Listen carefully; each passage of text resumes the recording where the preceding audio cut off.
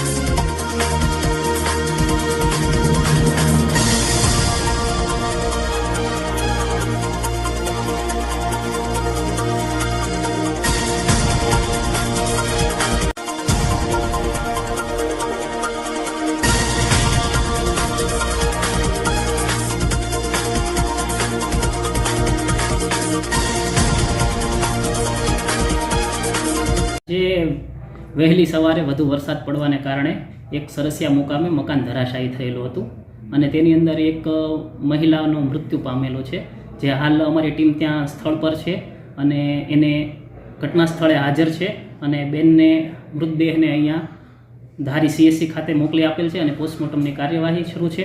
આ બાબતનું અમે જિલ્લા કક્ષાએ રિપોર્ટિંગ પણ કરી આપેલું છે અને આગળની કાર્યવાહી પણ કરવામાં આવશે.